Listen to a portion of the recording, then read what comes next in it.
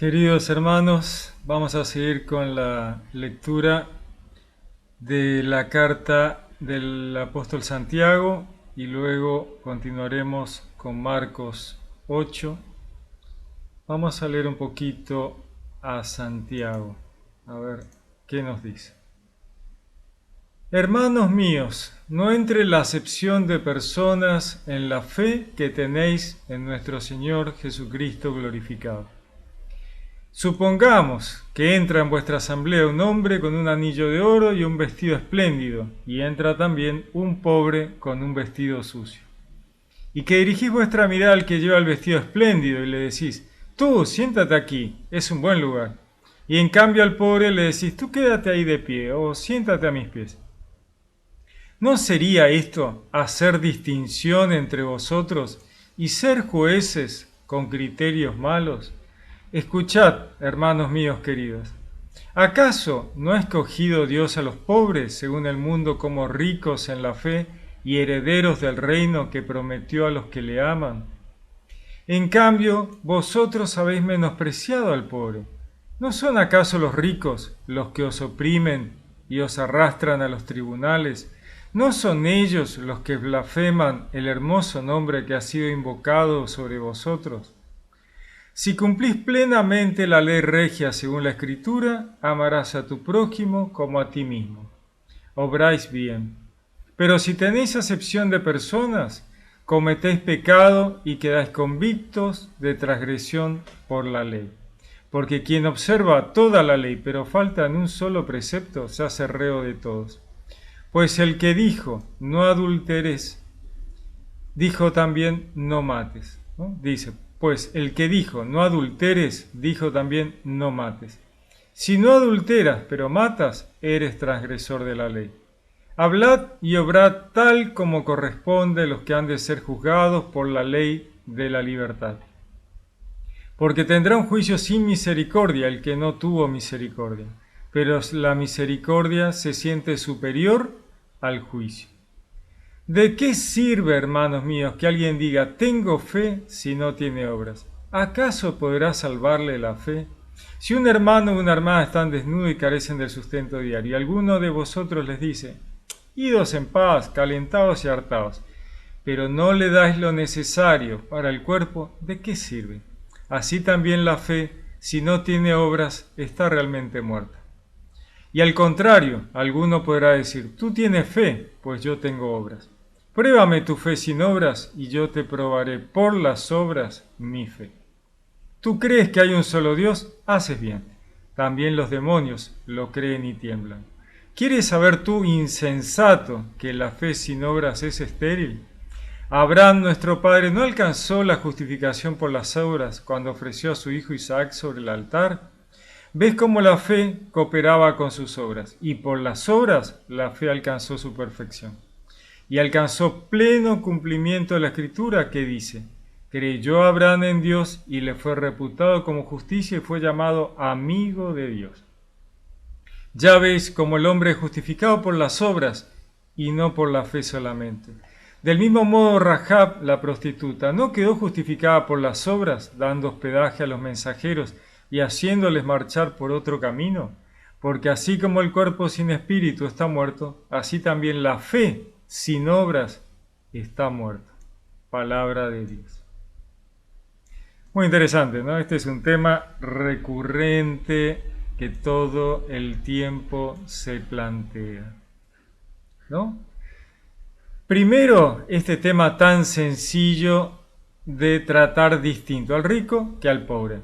Y estamos hablando de riqueza monetaria, dinero, no riquezas espirituales, pobrezas espirituales, no, dinero.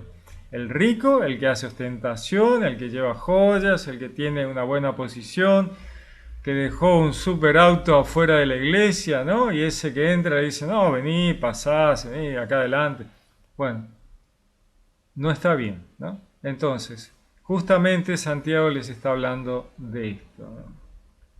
Y el pobre, no, el pobre, no le damos bolilla, no los invitamos a las reuniones, es pobre. ¿Cómo va a pensar correctamente? ¿Cómo va a tener buen criterio si es pobre? Es tremendo el prejuicio sobre el pobre, ¿no? Porque el pobre deja de ser pobre solo por dinero y haber sido excluido de un sistema hipercapitalista, sino que aparte es pobre porque no puede opinar, no puede pensar, uno tiene que decidir por él. Entonces cuando le damos algo al pobre decimos, mira, pero lo tenés que usar como yo quiero, o sea, yo te lo doy, pero para que lo use como yo quiero. No lo usas como yo quiero, entonces no te doy más. ¿No? Es una cosa tremenda, ¿no? ¿Qué te doy de comer? Y te doy lo que me sale más barato, ¿no? Y lo que yo creo que vos tenés que comer. No te pregunto, che, ¿y vos qué querrías comer, no? Que no comes lo que quisieras nunca, ¿qué querés que te compre, no? Que dentro de mis posibilidades, obviamente, ¿no?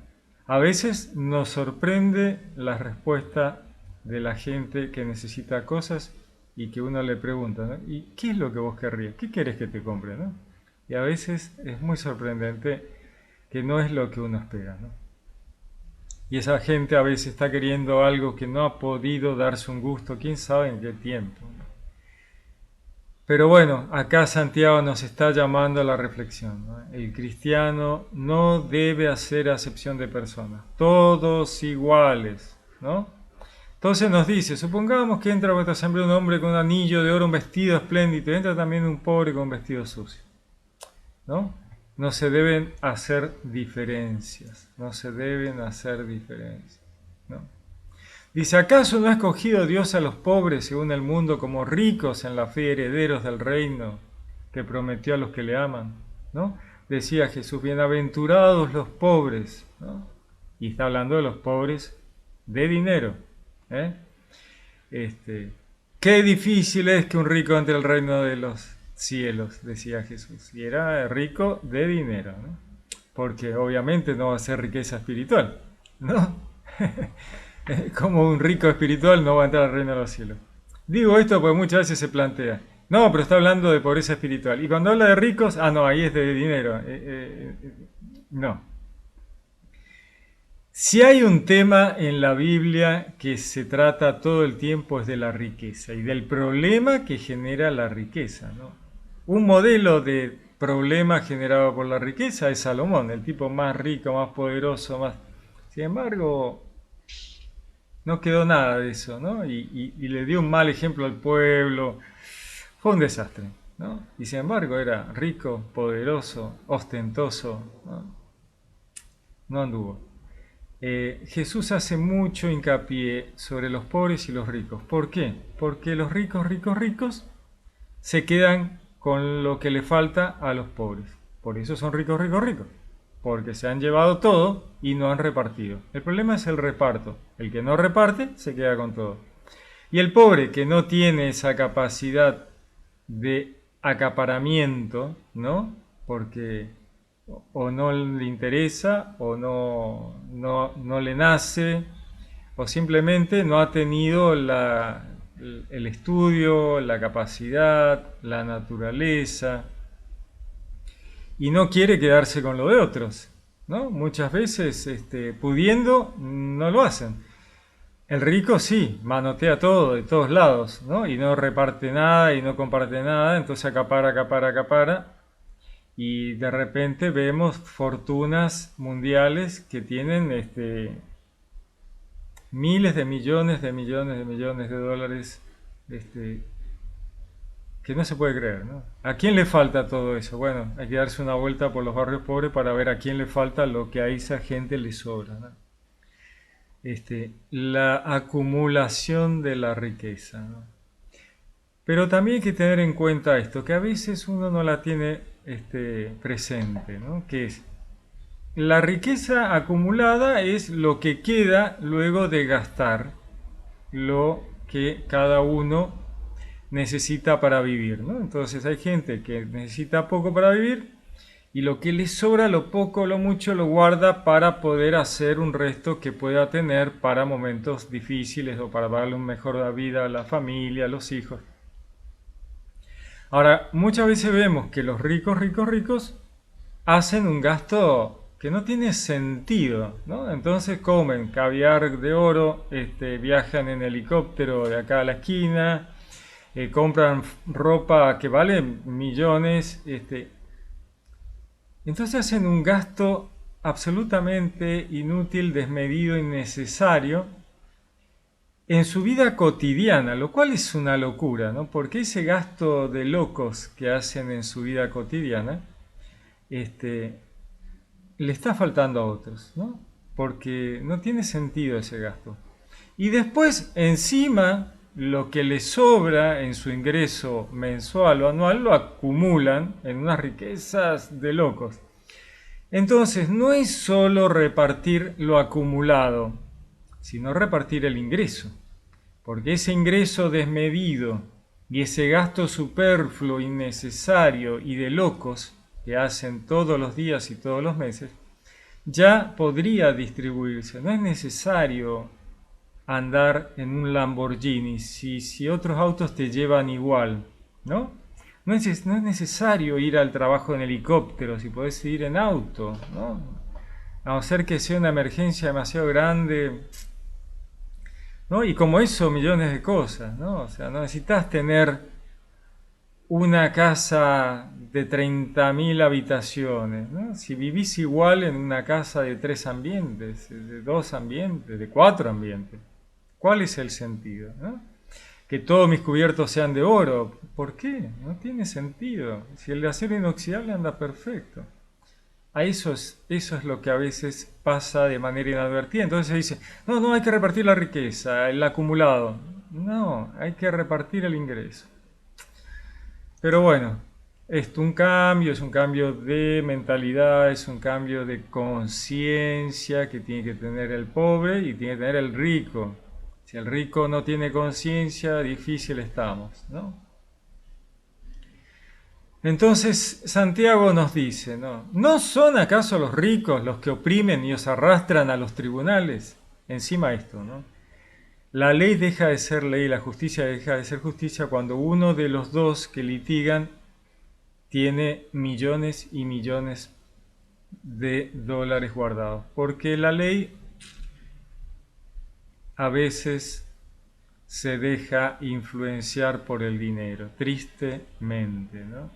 Entonces uno no puede pelear en igualdad de condiciones contra una corporación, contra un millonario, ¿no? Porque no hay forma, ¿no? La ley no funciona igual para el pobre que para el rico. Es triste, pero es así. Lo cual es, la verdad, es tremendo, ¿no? Entonces dice, si cumplís plenamente la ley regia según la Escritura, amarás a tu prójimo como a ti mismo, obráis bien, ¿no? Obrar bien es amar al prójimo como a uno mismo, ¿no? Esa es la ley principal, ¿no? Pero si tenés acepción de personas, cometés pecado y quedás convicto de transgresión por la ley. Acá está hablando un poquito para aquellos que se habían convertido y todavía venían del judaísmo, ¿no? Porque él hace un paralelismo con la ley mosaica, ¿no? Dice, porque quien observa toda la ley, pero falta un precepto, se hace reo de todos, ¿no? Como diciendo, si no cumplís toda la ley mosaica, te llevaste una a marzo, entonces te llevaste todos, ¿no? El cristiano ya no está apegado a la ley, está apegado al amor al prójimo como a uno mismo, ¿no? El amor a Dios y el amor al prójimo. Porque la ley mosaica tenía ya demasiados baches para poder llevarnos a buen puerto, ¿no? Entonces dice, hablad y obrad tal como corresponde a los que han de ser juzgados por la ley de la libertad, ¿no? El libre albedrío y el cumplimiento del amor al prójimo, del amor a Dios. Porque tendrá un juicio sin misericordia el que no tuvo misericordia, ¿no? Este tema de que con la vara con que midas has de ser medido, ¿no? Pero la misericordia se siente superior al juicio, ¿no? Muchas veces se escucha, ¿no? En las manifestaciones, ¿y usted por qué manifiesta? Porque yo quiero justicia. Entonces uno piensa, ¿quiere justicia o quiere venganza? ¿No es mejor la misericordia? El cristiano debe ser misericordia, porque uno quiere misericordia. La verdad que toda la macana que hice, por ahí si Dios deja la misericordia de lado y solo hace justicia, estoy frito, ¿no? Entonces, hemos de ser misericordia, ¿no? Con la vara que se nos mida, con que midamos nosotros se nos va a medir. Luego nos habla de la fe, ¿no? Y la fe sin obras. Tengo fe, yo tengo fe, me tiro panza arriba y floto en el arroyo, está genial, ¿no? Y las obras, ya tengo fe. ¿De qué te va a servir la fe si no haces las cosas bien? No, pero uno se salva por la fe. No, se salva por las obras. No hay que confundir la fe de las obras, de la fe, digamos las obras de las buenas acciones de amor al prójimo, no hay que confundirlas con las obras del cumplimiento de la ley mosaica. Son dos cosas distintas que muchas veces se confunden. La ley, como dice acá Santiago, si le erraste con una, erraste con todas. Ahora, las obras de las buenas acciones es otra cosa, es obrar correctamente haciendo amor al prójimo, ¿no? Esas son las buenas obras. Y Jesús siempre dijo que para salvarse había que obrar bien. Porque tuve hambre, porque tuve sed, porque estuve preso, porque estuve enfermo, ¿no? Y ustedes me visitaron, ¿no? Me trajeron obras, ¿no? Hacer. ¿No? Si no haces, ¿qué sentido tiene la fe? Bueno, eso es lo que nos dice Santiago. Tú tienes fe, yo tengo obras. Pruébame tu fe sin obras y yo te probaré por las obras mi fe. ¿No? Si realmente crees, si realmente estás convencido, si realmente crees que en las enseñanzas de Jesús, ¿cómo no vas a hacer buenas obras? Y si no estás haciendo buenas obras, es realmente bueno. No tenés la fe que decís tener. Es tan simple como eso. Pues si la fe no se transforma en conciencia, bueno, hay que replantear, ¿no? Empezar de nuevo, porque algo no anduvo bien, ¿no? ¿Tú crees que hay un solo Dios? Dice, haces bien. También los demonios lo creen y tiemblan, ¿no? ¿Quieres saber tú, insensato, que la fe sin obras es estéril? ¿No? Y habla sobre Abraham, ¿no? Que uno siempre se acuerda de Abraham, porque Abraham, cuando estaba Abraham, no había ley mosaica, ¿no? Ese es el punto. ¿Por qué volvemos a Abraham y no volvemos a Moisés? Porque Moisés tenía la ley, Abraham no tenía la ley, ¿no? Sin embargo, Abraham fue justificado. ¿Y por qué fue justificado? Por la fe. Y entonces, ¿por qué no se justificó la familia de Abraham? ¿Por qué no se justificaron la familia de Lot? ¿No? Porque Abraham fue el único que obró en consecuencia a través del tiempo, con persistencia, las obras a las cuales los llevó por creer en Dios, ¿no? Abraham tenía fe, él creía en Dios. La familia de Abraham también creía en Dios, pero no hicieron las obras, ¿no? Abraham sí hizo las obras, ¿no? Entonces Abraham sí fue justificado, porque él obró en consecuencia a través del tiempo con persistencia. Creyó Abraham en Dios y le fue reputado como justicia y fue llamado amigo de Dios, ¿no? Ya ves cómo el hombre es justificado por las obras y no por la fe solamente, ¿no? Lindo, lindo, y hay que tenerlo en cuenta y tenerlo claro. Muy bien, vamos a leer el Evangelio de Marcos 8. Seguimos con lo que ya habíamos leído antes. Dice: y comenzó a enseñarles que el Hijo del Hombre debía sufrir mucho y ser reprobado por los ancianos, los sumos sacerdotes y los escribas, ser matado y resucitar a los 3 días. Tremendo, ¿no? O sea, Jesús le está diciendo, miren, el Hijo del Hombre, él se refería a sí mismo como Hijo de Hombre, ¿no? Debía sufrir mucho, ser reprobado por los ancianos, sumos sacerdotes y escribas, ser matado, o sea, él dice, me van a matar, y voy a resucitar a los 3 días. ¿No? Impresionante. Ahora, esto viene luego de que él les dijera, ¿no? Ustedes creen, ¿no? O sea, creen. Estaba el pan, no me vieron repartir 5.000 panes, 4.000 panes, y todavía están pensando, ¿no? Si van a comer hoy, no van a comer hoy. ¿No? O sea, les está diciendo, chicos, escuchen lo que les estoy diciendo, ¿no? Escuchen lo que les estoy diciendo. Él les preguntaba, ¿quién dicen que soy yo? ¿No? O sea, todo va encadenado, ¿no? O sea, tomen conciencia de con quién están. Comprendan con quién están. ¿Quién soy yo? ¿no? O sea, a ver, vamos a sentarnos un poquito. A ver, ¿quién creen ustedes que yo soy? ¿No? Porque a esa altura del partido, estamos en la barca, no tienen comida, y están pensando, che, ¿dónde vamos a comprar algo para comer? Porque se nos terminó, tenemos un solo pan, y están con el logos, con el verbo, con el que había repartido 5.000 panes un día, 4.000 panes otro, sin tener nada, los había manifestado para la gente. Y ellos no terminaban de ver, no terminaban de oír, no terminaban de comprender. Entonces él les dice, ¿qué ven? ¿No ven? ¿Qué escucharon? No escucharon nada, ¿no? ¿Quién creen ustedes que soy yo? ¿No? Ese es el punto. ¿Ustedes creen quién soy yo? Ese es el punto, ¿no? Entonces ellos le dicen, sí, Pedro le dice, tú eres el Cristo. Bueno, avanzamos, perfecto, genial.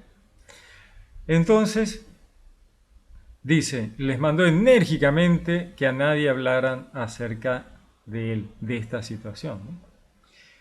Entonces, bueno, esto, les enseñaba que iba a sufrir mucho, que lo iban a matar, que iba a resucitar. Hablaba de esto abiertamente. Tomándolo aparte, Pedro se puso a reprenderlo. O sea, Pedro lo agarra, lo lleva aparte y le dice, pero Jesús, ¿cómo vas a dejar que te maten? ¿Cómo vas a dejar que te maten? ¿Cómo vas a pasar por esas cosas? ¿No? O sea, Pedro, él volviéndose y mirando a los discípulos reprendió a Pedro diciéndole, quítate de mi vista, Satanás, porque tus pensamientos no son los de Dios, sino los de los hombres. Tremendo, ¿no? A Pedro, ¿no? Él se da vuelta, mira a los discípulos, ¿no? Y le dice a Pedro, quítate de mi vista, Satanás, ¿no? Detrás de mí. Debemos volver al Génesis, ¿no? El Satanás, la serpiente, hablándole, susurrándole al oído de la humanidad para que hagan este tipo de macanas, ¿no?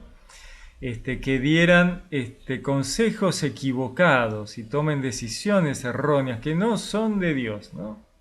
Y veamos que Pedro no es inmune a esto, ¿no? Y eso que Pedro era Pedro, ¿no?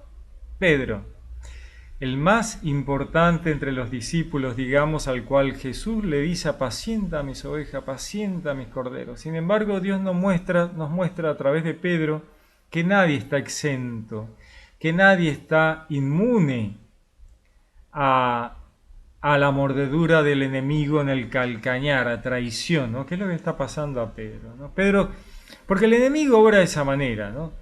Te da consejos que parecen buenos consejos, ¿no? No parece mal consejo, no, le está diciendo a Pedro, Pedro, escúchame, no dejes que tu maestro le pase esto, mira, ¿cómo le va a pasar esto? Nah, el enemigo es tremendo, ¿no? Porque si Jesús pasa por todo lo que tiene que pasar, paga el rescate, salva a la humanidad y se terminó. Bueno, lo hizo, ¿no? De hecho. Pero el enemigo está tratando de evitarlo, así que le susurra algo que parece bueno a Pedro, y Pedro, sin darse cuenta, mete la pata, ¿no?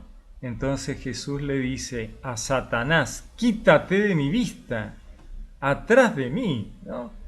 Le está diciendo a Satanás que está ahí al lado de Pedro susurrándole al oído. Pedro no lo puede ver, debería haberlo escuchado atentamente y haberse dado cuenta, ¿no? Y el enemigo sí va y se quita de la vista de Jesús, porque Jesús sí lo está viendo, ¿no? Lo está viendo a Satanás hablándole a Pedro, ¿no? Es espectacular, es genial, ¿no? Le dice, tus pensamientos son los de Dios y no los de los hombres, ¿no? Terrenal. Y Jesús está haciendo una obra trascendental que nada tiene que ver con el mundo, con lo terreno. Espectacular, ¿no? Le dice a la gente a la vez que a sus discípulos, si alguno quiere venir en pos de mí, niéguese a sí mismo, tome su cruz y sígame.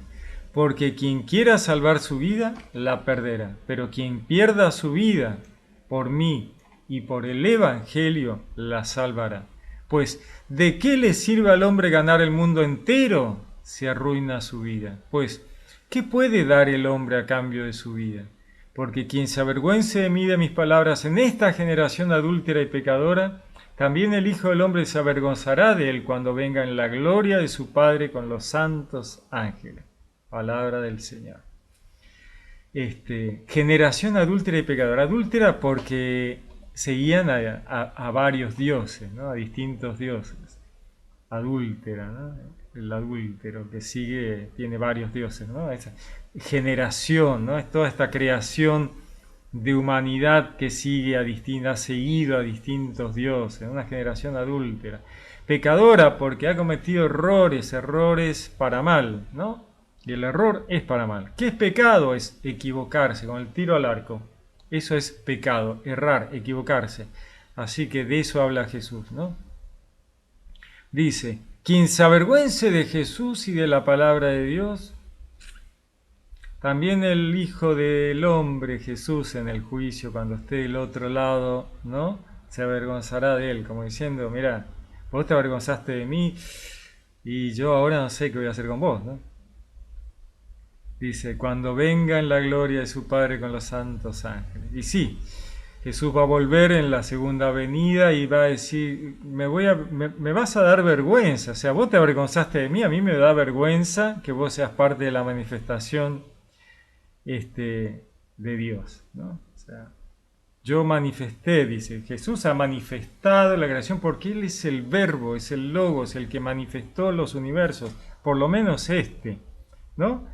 Y me estás haciendo quedar mal, dice Jesús, ¿no? Me vas a avergonzar, me estás haciendo quedar mal porque el enemigo quiere que yo destruya toda la humanidad. Por cosas como esas que vos estás haciendo, me estás avergonzando. Vos te avergonzás de mí, a mí me haces quedar mal, ¿no? Porque yo me la estoy jugando por la humanidad, ¿no? Es una cosa así. Y vos te estás avergonzando de las enseñanzas, ¿no? De Jesús y una pena, ¿no? Quien se avergüence de Jesús va a hacer que Jesús se avergüence de él cuando llegue el momento, ¿no? Me haces quedar mal. ¿Qué puede dar el hombre a cambio de su vida, ¿no? De su vida eterna, ¿no? ¿Qué puede dar? Buenas obras, impedir misericordia a Dios, ¿no? ¿De qué le sirve al hombre ganar el mundo entero terrenal si pierde su vida en la muerte segunda? ¿De qué le sirve? ¿No? Ahí está la riqueza. ¿De qué te sirve llevarte toda la riqueza en un ataúd de oro si después nadie te atiende del otro lado, ¿no? Está complicadísimo, ¿no? El que quiere venir en pos de mí, dice Jesús, niéguese a sí mismo, o sea, deje el ego de lado, ¿no? Tome su carga y vamos, ¿no? Ese es el tema, ¿no? El ego complica todo, ¿no? El ego complica.